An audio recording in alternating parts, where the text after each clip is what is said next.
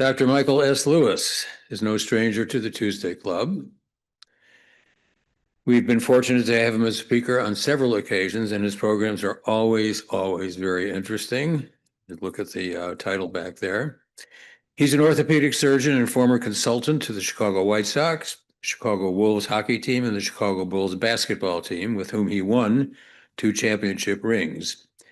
He previously served as chief of staff at North Shore University Health System Skokie Hospital and received a Best Teacher Award from Rush Medical School. Dr. Lewis has published 7 books, including One World, A View of 7 Continents, as seen on PBS TV. So please welcome Dr. Michael Lewis. Thank you very much, Bob. As I'm sure many of you know, Bob has is the disc jockey for a wonderful Monday night jazz show on the radio. Before I start, I wanted to let you know that there are some handouts and some of my books. And if you don't want to sit through the 3-hour presentation this morning, this one card pretty well summarizes the talk, and there are enough of these to go around. This is an article in the Tribune and some thoughts on photography. And for the bird lovers, I'm actually very excited about this. In the current issue of Illinois Audubon Society, I have a 2-page article with my photographs. It's my 5 grandchildren. 5 Cooper's hawks were born in our backyard this past summer, and this documents their progress. So that was actually very exciting, and there are a few of those that are available. So I feel very fortunate that this is my 8th time to speak to your group, and as I said previously, since we're all getting older and our memories aren't as good, not every one of you knows that this is the same talk I've given every time. One more comment before I get into my talk. One of my favorite stories for a group like this is when Ray Meyer, the coach for the DePaul Blue Demons, was in his 90s. He said there are 3 stages in life: youth, adulthood, and you look good. So I'm thinking that when I look at this audience, you look good. So without further ado, the last comment is you've been very generous in giving positive feedback on previous talks. The one criticism I got last time is the talk was too short. So be careful what you wish for. All right, here we go. Given the rich life that each of you has experienced, you might seriously consider writing an ethical will. Purpose is to pass on the life lessons you've learned to the next generation. So the concept is started thousands of years ago. It originated in the Bible. Here's Jacob at the end of his life, passing on his life lessons to his sons. And here's Moses looking into the promised land, giving parting instructions to the Israelis. And I'm starting out by quoting from the Bible because I agree with George Carlin. He said, why do the people read the Bible a lot when they get older? Because we're cramming for our final exam. So the last time I checked, world death rates were holding steady at 100%. So this might be our last chance to to pass on what's important. And my initial idea in putting this together was to share some meaningful experiences with my grandchildren, but I'm excited about the possibility of stimulating some of you to write your own ethical will. And I promise to be speak as honestly as I can, including acknowledging mistakes, because as I know most of us realize, some of our most meaningful wisdom comes from our failures and mistakes. So I'm going to start with my childhood. I grew up in Houston, Texas in the 1950s. And it was a time of post-World War II prosperity and a very strong sense of optimism. Here are my parents at the time, and my father built his own business, Lewis Nathan's Jewelry Store, and for 50 years never missed a day of work. So he was a powerful influence. So I think that's an example of the time of being born and who your parents are, that luck and chance play a much greater role in our lives than many of us appreciate.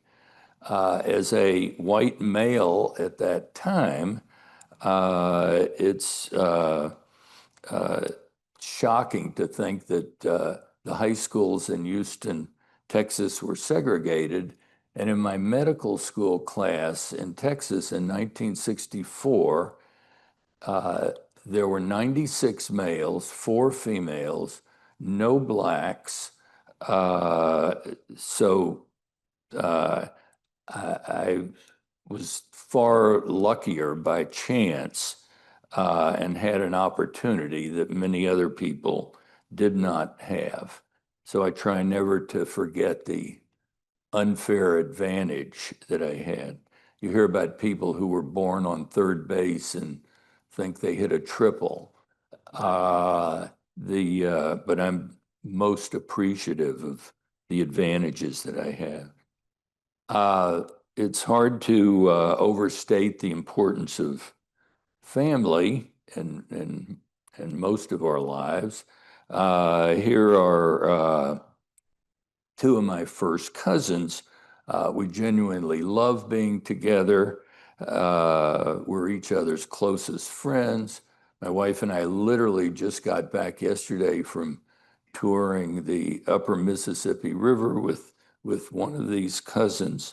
We love celebrating together. We're uninhibited in showing our affection to each other.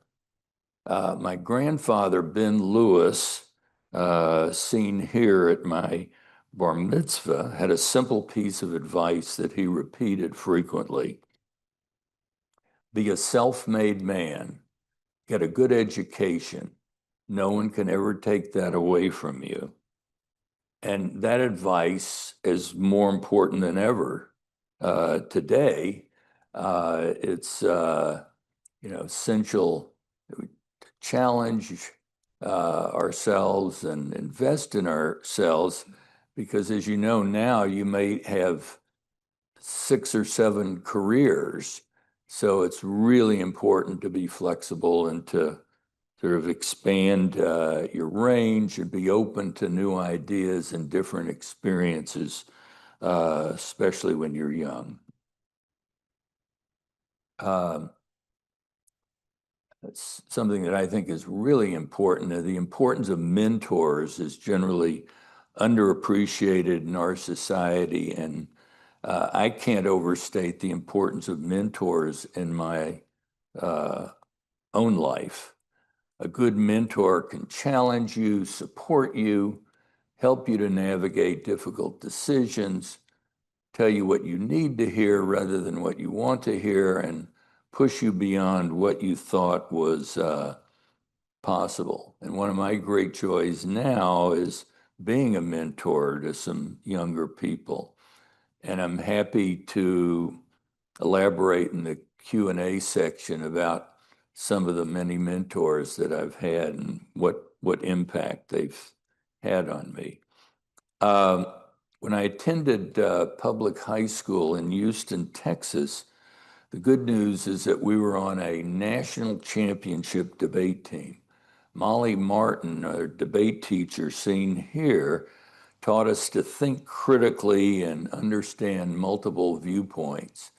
And in this day and age of fake news, really understanding a viewpoint different than your own is critically important. The team's success was thrilling, but at the same time, in my case, it was clear to me that the other members of the team seen here were smarter and more talented than I was. And this isn't false modesty. They went on to become college professors, CEOs, and one became president of a major university. So because I felt inadequate by comparison, I thought my only shot was to try to outwork other people. And this is, I didn't realize, but a fairly common dynamic, and it's known as the imposter complex. And interestingly, I found that a lot of high achievers have this sort of internal voice of self-doubt. John Calloway, seen here, many of you will remember, was the highly acclaimed host of the nightly PBS News. And he was a fellow member of my book club.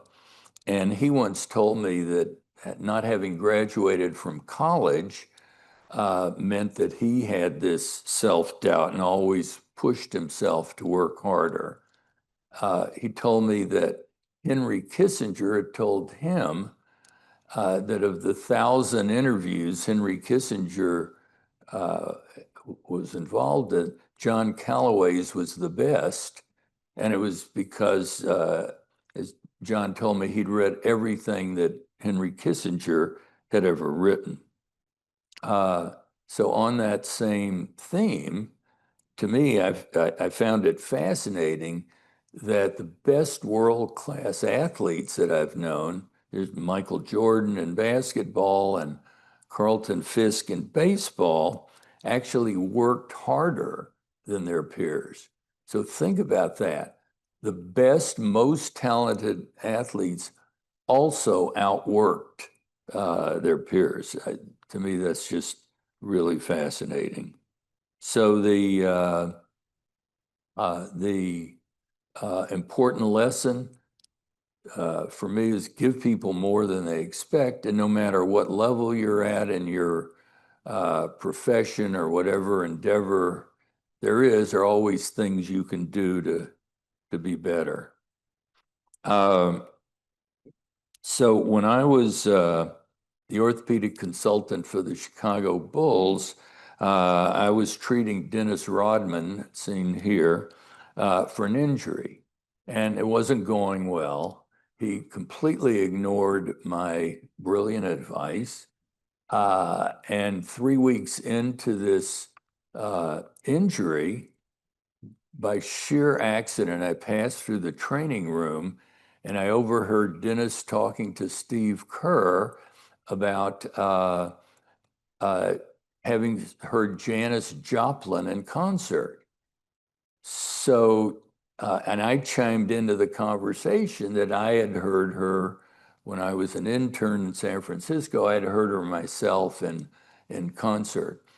So suddenly you could see the wheels turning in Dennis's brain, and he obviously thought that if I had been hip enough to hear Janis Joplin in concert, maybe I wasn't as dumb as I looked, and maybe he should listen to my medical advice. And that's exactly what he did. And he got better and became a significant contributor to their fifth championship. So important lesson is that we can't control events always, but we can control our reaction events. We can be like Dennis Rodman and adjust our attitude. But a more serious example is this gentleman is Thomas Kirk. Thomas Kirk is one of the great people in this country. He was a fighter pilot shot down over North Vietnam. He spent almost 6 years in the notorious Hanoi Hilton prison. He was tortured. He was in solitary confinement for 2 years. And he said to me, he said, "You can hurt me and cause me great pain, but you can't change my attitude toward life and its blessings. The only control I had was over my heart, my will to live, and my mind." And this was incredible. When he was finally released, he forgave his captors. He told me they were fighting for a cause they believed in, and I was fighting for a cause I believed in. He's a true American hero, and I'm honored to call him a friend. So again, it's another example. Life is 10% what happens to you and 90% how you respond. And we do have much more control over how we react to events. This is my uncle Wiz Friedberg. He is 5 feet 7 inches tall, 145 pounds. He was an optometrist in Galveston, Texas in the 1960s, seen here with my grandmother, and he faced a defining moment. He was building his practice one eye exam at a time when a big burly Texan came into his office, and there was an African-American woman there, and my uncle called the woman into his office, and the man growled, "Hey, are you going to take her before you see me?" So my uncle took her back into the office, came back into the waiting room, and he said, "Listen, you no good racist, I want you to get the hell out of my office right now. And if you have any friends, tell them not to come here also." So the man left, and a week later he came back. My uncle realized that this could be the end. So he saw his life flash before them, and astonishingly, the man instead apologized for his behavior, and as my uncle says, and he even bought 2 pairs of glasses. He says, but think about what a powerful lesson it is in courage to do the right thing. So another very powerful life lesson. This is my mother. This was on her 103rd birthday. And she famously all of the time said, "I'm grateful I can be grateful." And at first glance, that sounds very simple, sort of even quaint. But if you look closely at her life, you realize just how profound the assertion is. By the time she was 104, she had endured the loss of her parents, her husband, each of her 4 siblings, her daughter, and obviously many close friends. She'd survived life-threatening illnesses and had undergone major surgeries, yet she never lost her upbeat, optimistic attitude. She never stopped taking joy in the success of others. She often said, "If you can do something to make it easier for someone, you're blessed to have that opportunity." So gratitude helps give us a fresh appreciation of life. I love Maya Angelou's saying, "What a wonderful day. I've never seen this one before. And every one of the numerous books I've read on leading a satisfying life, gratitude is always at the top of the list. And each night, what I do, and many books recommend this, think of at least 3 new things to be grateful for each day. And then I think of 3 random acts of kindness I can perform as a way of expressing appreciation. And it's a way I try to honor my mother and her mantra, I'm grateful, I can be grateful. Next life lesson is performing acts of kindness without expectation of anything in return. This is Igor Peretsa. He's a 6'7" power forward from Croatia, and is a basketball player. And he tore his anterior cruciate ligament, and he came here for me to operate on him. I was the doctor for the Bulls at the time, so he'd come a long way to be treated. And like any elite athlete, he was frightened. Maybe his career might be over. So I tried to make the experience as reassuring as possible. During his recovery, and he recovered beautifully and returned to be a world-class athlete, we developed a close relationship. And on many occasions, he said, I really want to do something nice for you. And I said, your success and our friendship is more than enough. But 2 months later, he sent me this woman. This was Irina Kirilova, and she wasn't just any athlete. She'd won the Olympic gold medal in 1988 and was named best female volleyball player in the world in 1990. And Igor insisted that she come to Chicago for me to operate on her. And she did, and then returned to Europe. And the fact that she returned as one of the best volleyball players in the world was one of the highlights of my medical career. We remained friends. Here we are at a Bulls game. And years later, my wife and I visited her in Italy. So at the top of my list is performing acts of kindness, but specifically without expectation of anything in return. Aside from the pleasure you receive from helping someone, when you least expected, you could be rewarded in ways you never could have imagined. May 25th, next life lesson is to do with humility. May 25th, 1998, Indianapolis Eastern Conference Finals. The Bulls were fighting for their 6th NBA championship. During the game, Michael Jordan went up for a rebound and sustained a large laceration on his eyelid. So blood was pouring out of his eyelid. And we walked off the court together, and I had a decision to make.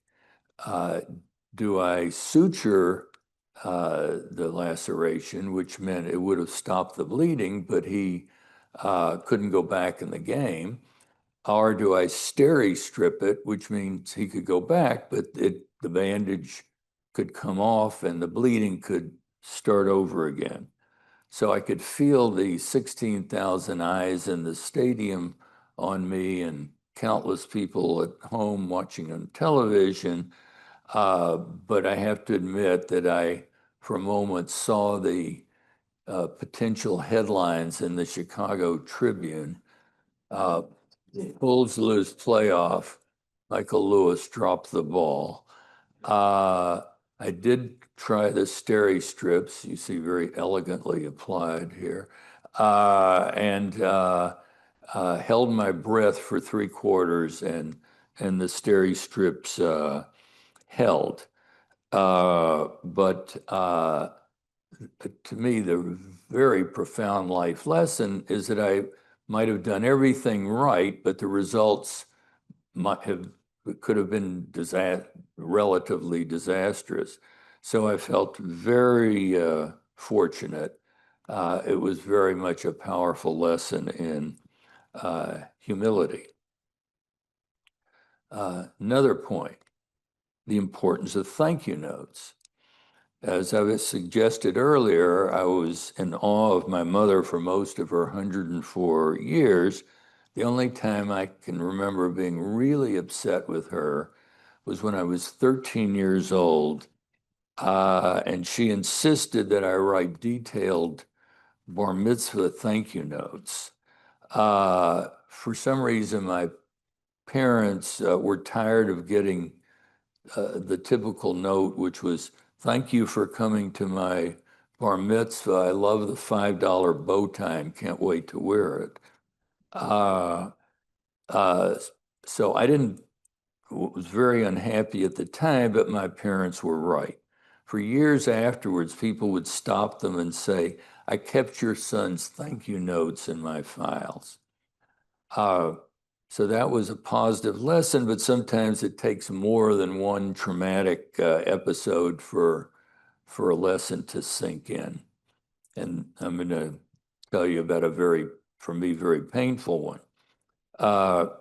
During my time as a orthopedic surgeon with the Bulls, the schedule was relentless. I'd often get up at 3:30 or 4. I'd read or write for a couple of hours, spend the day in the office, and then sometimes go to a Bulls game at night and not get home till midnight.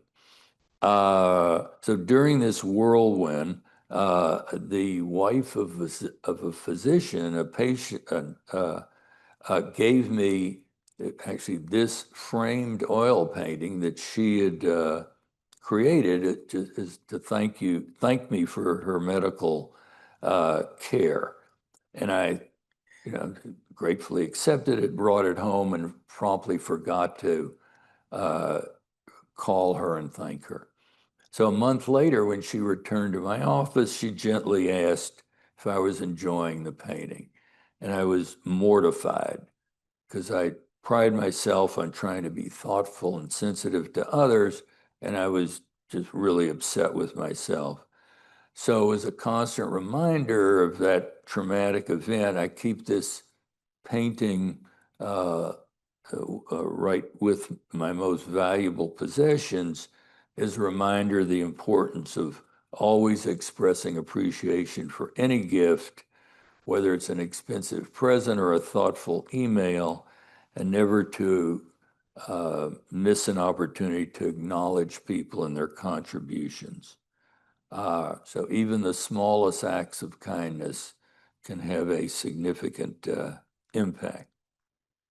So switching gears, beginning in July 1964, as I'd mentioned before, I attended medical school. It was at the University of Texas Southwestern Medical School in Dallas.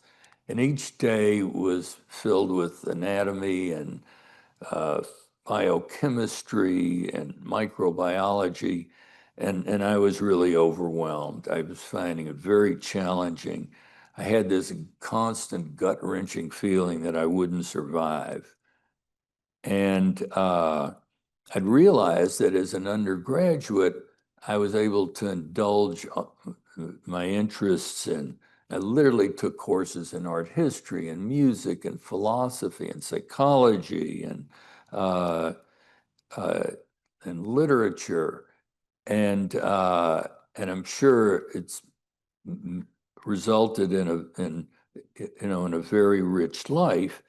But I was competing against most of my classmates who'd majored in, let's say, chemistry or the biomedical sciences, and I might have had 1 year of a subject and they would have had 3.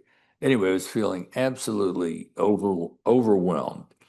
And I just couldn't maintain perspective. And one day, a cousin of mine when I was telling him about my hard life, sent me a book called Unfair Advantage. And this was a behavioral psychologist named Tom Miller, and he'd created a scale. And it's like, what's the worst thing that can happen to your body? And the scale was 1 to 100. So if you think in your mind, this is so that you keep perspective. You lose 2 arms and 2 legs. That's pretty bad. That's a 95. Or as we see here, if you lose 2 legs, that's a 90. So he was telling me about this scale, and then he said, so where does worrying about studying hard in medical school, where does that rate on your scale? So literally, in my mind, it suddenly went from an 80 to a 3, maybe a 5. And it was a really powerful lesson. So ever since medical school, when I start to lose perspective and need an attitude adjustment, I frequently think about that scale, and often it does help me keep things in proportion. Following is another example of how a change in perspective can happen. During a trip to England in the early 1960s, I briefly dated a young lady who was a lead singer, seen here in the D'Oyly Carte Opera Company. This was renowned for performances of Gilbert and Sullivan. And then years later, when I was an intern in San Francisco, the group was coming through on a world tour, so they invited me to the cast party after the show. So, so here I'm a lowly intern. I'm on call every other night, and I'm surrounded by these glamorous people who are bringing such joy to themselves and the audience every night. Their lives seem so much more glamorous and exciting than mine. Then something to me very unexpected happened. When one of the cast members asked me what I was doing, I said I was an intern, and the person said, "Oh, you're so fortunate. You're a physician. You have a wonderful profession. You get to help people." We go on tour. One night we're in San Francisco, then we're in Tokyo. We never really get to stop and enjoy a place long enough. You're so lucky. And it was just such a profound example of the grass is always greener on the other side. And that happened more than 50 years ago. And I've truly never stopped thinking about how lucky I am to be a physician. And that story certainly was a main reason. So another important point is that relationships are miraculous. And there's a fascinating study, this Harvard longitudinal study, where they started in 1938 following 268 Harvard graduates, and they followed them every year since, and done every extensive test and psychological tests and other medical tests. And the idea was just to find out one of the ideas is to find out what leads a satisfying life. And these obviously were, some of the best and the brightest. And what was really fascinating is that they found that more than money, more than power, and more than fame, and in that class, John Kennedy was one of the members of the class, Ben Bradley. So there was no shortage of people with money and power and fame, but it was close relationships that was what was most important. To me, that's just such a profound life lesson. And the older I get, the more I realize how true that is. So one of the joys in my life is that and I met a group of 7 classmates in freshman year in college, and we've taken vacations together ever since, both with the men and with our families. Uh, and as we all know, when you get older, relationships take a lot of time and energy and commitment. But I found that one of the best ways to meet new people, and obviously the North Shore Senior Center is a wonderful way to do that. But I've been a member of a book club for more than 30 years. And when you spend several hours once a month discussing a serious book and have time to socialize, it results in some very close friendships. So next question, if we're talking about relationships, is that what makes a successful relationship with a significant other? So when I was 16, I asked my Aunt June what the secret of her marriage to my uncle was, because it was the most wonderful marriage.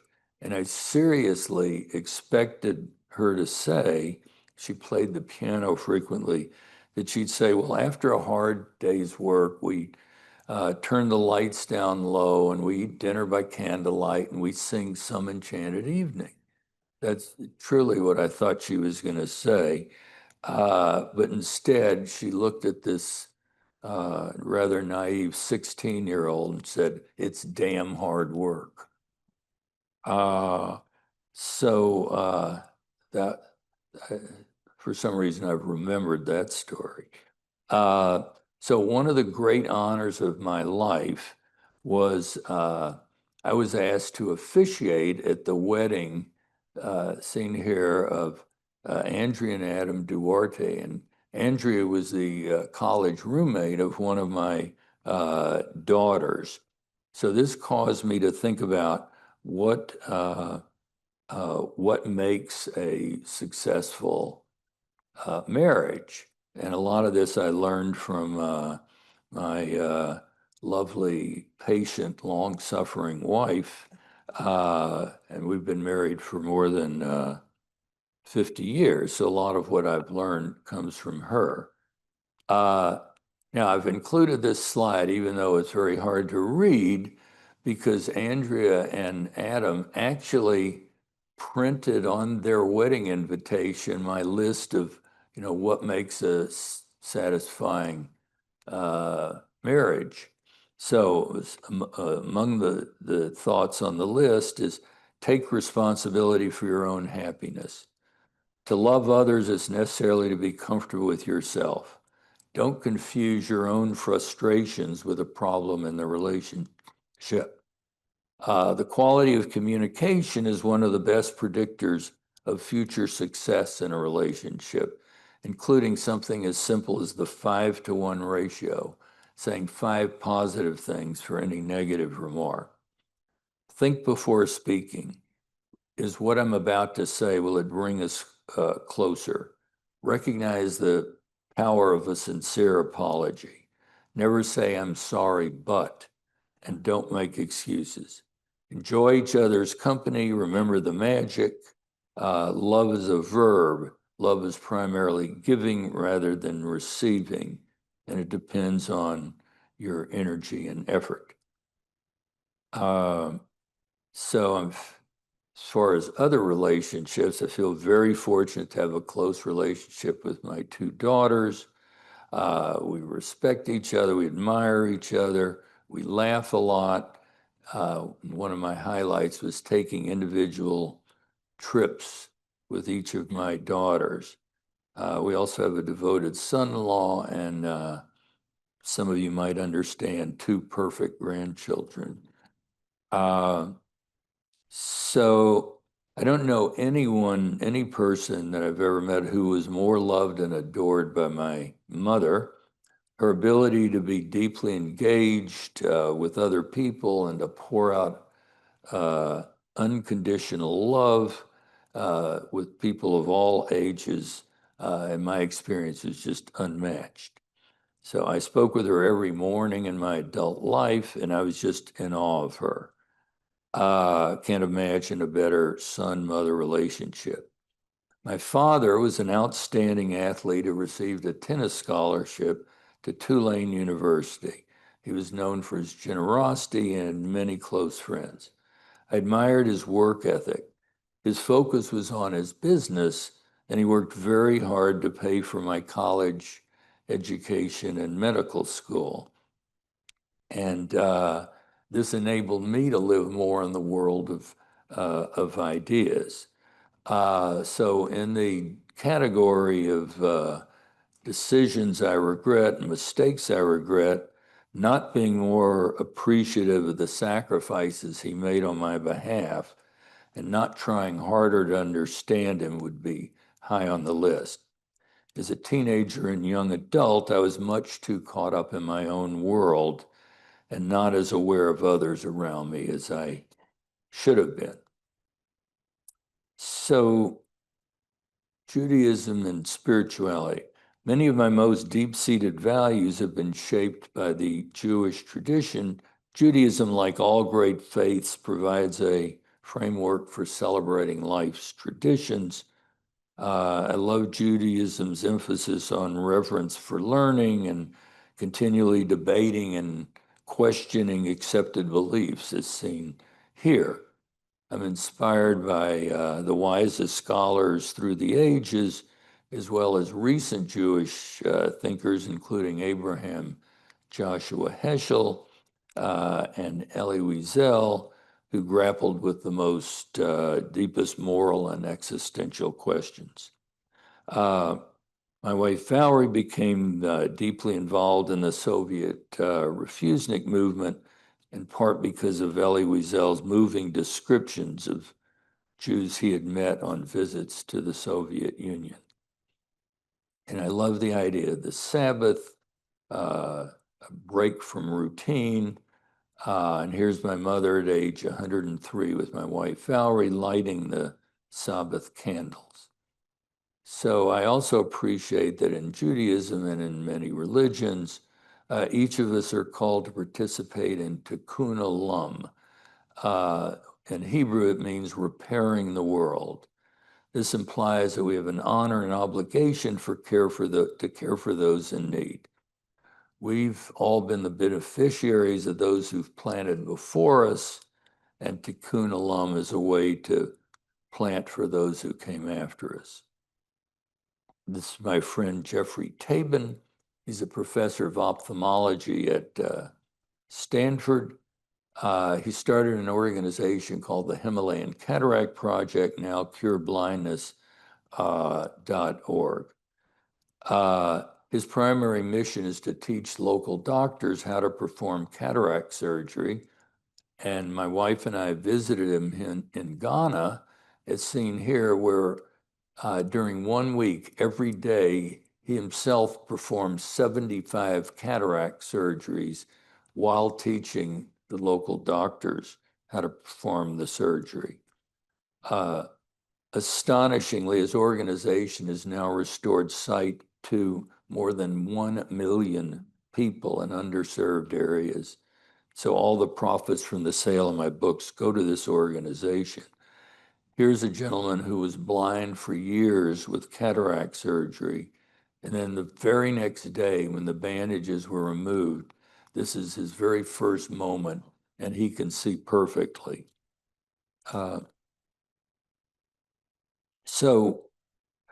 Very few of us can have the impact that a Jeff Tabin has had. And for a long time, I compared myself to Jeff, and it was pretty easy to feel very inadequate. And then one day I had an epiphany, and I realized that my job wasn't to be a poor imitation of Jeff Tabin, but to be the best Michael Lewis I could be. I could at least affect one person at a time. And as Oscar Wilde famously said, be yourself, everybody else is already taken. So since last fall, I've been spending an extended period of time every week walking in a forest preserve near our home. And I've become fully immersed in experiencing nature. And the Japanese call this immersing yourself in nature. They use the term forest bathing. And I notice I started in the fall and I notice dramatic changes every week. You see different colors and textures and patterns, and it's really quite astonishing. Just to give you some example of the different patterns and the changes that you see. And just experiencing nature and having no agenda or specific focus has just become life-changing. And I hope that whoever's reading this or listening to this ethical will spend more time in the natural world. And as a result, I hope you'll feel part of something larger than yourself. So we are getting there. Hang in just a little longer.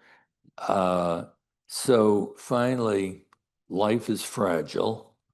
On June 8th, 1970, my mentor at Brandeis University, Professor Abraham Maslow, seen here, collapsed and died of a massive heart attack. He'd suffered a previous cardiac event 19 months sooner and knew that the risk of recurrence was high. His reaction was, I could just as easily have died, so my living is an extra bonus. Every single moment of every day is transformed. And his words, I understood the words intellectually, but they didn't fully resonate until I had a very brief brush with mortality. Approximately 10 years ago, I developed severe stomach pain. The initial diagnosis suggested pancreatic cancer. So I very much felt the angel of death hovering on my shoulder. I was terrified. I thought about all the things I'd never get to do or see again. Thankfully, my fears were short-lived. The diagnosis was ruled out, but it was certainly a wake-up call. So each of us knows that life is fragile and can turn on a moment. So since that day, I promised myself that from that day forward, I'd make every moment count. I would take nothing for granted. I would live from the deepest part of my being. Finally, counting my blessings.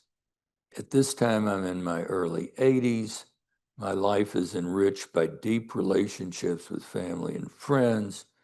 We lived for nearly a half a century in a home surrounded by trees that were 6 feet tall when we planted them and now soar more than 100 feet into the sky. This past spring, we moved to a rental home which backs up to a forest preserve. I can play competitive tennis. All this exceeds anything I've ever imagined. So as I get older, I get better at savoring, which is just enjoying small pleasures, being acutely aware that my time is limited. I try to spend it more wisely. I'm not a jealous person. I get excited about other people's good news. And I agree with Dale Carnegie, who said, you make more friends in 2 months by becoming really interested in other people than you can in 2 years by trying to get other people interested in you. I love using the phrase, tell me more in conversation. And finally, be in the moment. Feel the joy of the dance. This is it. This is not a rehearsal. This is your life. And it's important to celebrate. Here are my two daughters surprising my mother on a birthday, but you don't have to wait for a special occasion. This is my wife and I at the Dead Sea taking a mud bath. So paint each day with laughter, if possible, uninhibited, hysterical, fall on the floor, can't catch your breath laughter. Never lose your enthusiasm.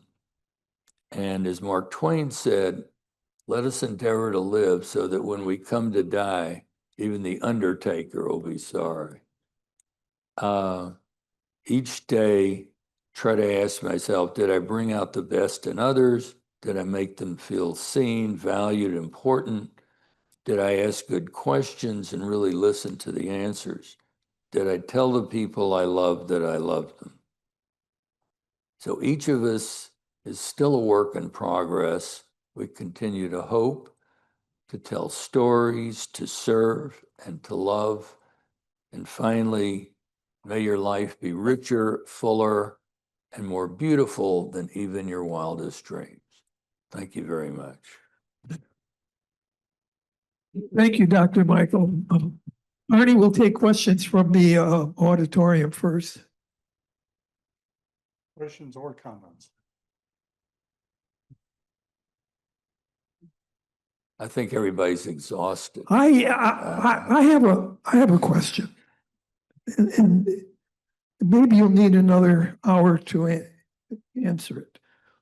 As I was listening, as we were listening, one of the things that you emphasize in almost every slide reeks of integrity and morality. And we live in a world where many of us older folks have had mentors, and you've mentioned mentors. But today, the young people are looking at influencers, and they're using the internet, and they're not even engaging as much with each other.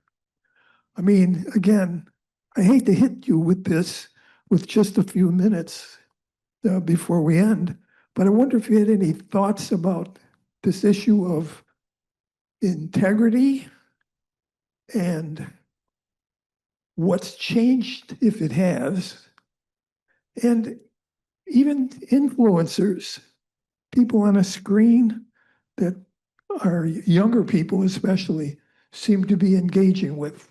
I wonder if that's worth talking about. I think that's, if I may humbly suggest, my 9th visit here. But that's a very big question. Several thoughts come to mind. One is, on the one hand, since the time of Socrates, who famously said, the younger generation doesn't pay any attention to the adults. So there's a long history of, the good old days versus now. Having said that, I think you make a very profound point. And in my case, I've had, and I can go into several of them, as far as mentors. And one of the qualities that virtually all of them had was leading by example. And one example is that my chief of orthopedic surgery, Henry Mankin Jr., insisted that we were in the hospital at 6 in.the.morning to make rounds and then meet him for breakfast at 7, and that we were on call every other night, and that when we were on the off days, we couldn't leave before 5. He scheduled a conference at 4, so that we couldn't leave. It was really rigorous, but it was hard to complain, because if we got to the hospital at 6 in.the.morning, he'd been there at 5:30. So it was really an example of leading by example. And Dick Gillane very well knows Bill Meltzer, an orthopedic surgeon that we've both worked with, who was utterly brilliant. He was first in his class in high school, first in his class at Northwestern, first in his class in medical school. You would never have known that from him. And he was lead by example. He was just always did more than his share. He didn't keep score. It was, just do what needs to be done with great integrity. And, so many examples. Bill Veck, who was, I was so fortunate that he sort of took me under his wing. One way that I like to think of Bill Veck is that he was the real meaning of the word sophistication, which is he was so comfortable with himself that he made everyone around him more comfortable. He wrote and read books so he could talk with the media people about Hemingway and Faulkner, as well as, Richie Zisk and Oscar Gamble. And he had had many operations on his wooden leg and was a medic in World War II. So he could talk to the doctors in their lingo and talk to the average fan in their lingo. So just making everybody comfortable, leading by example.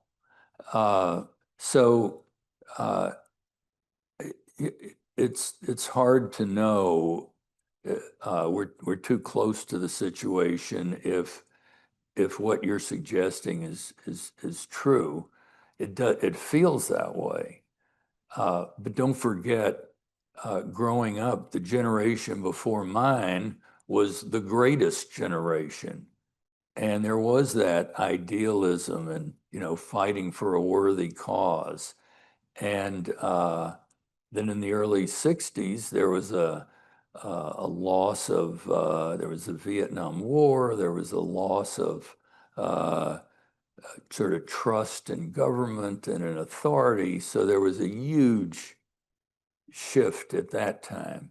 So where we are is where the pendulum is swinging back and forth is very hard to know. Anyway, it's a big question, and with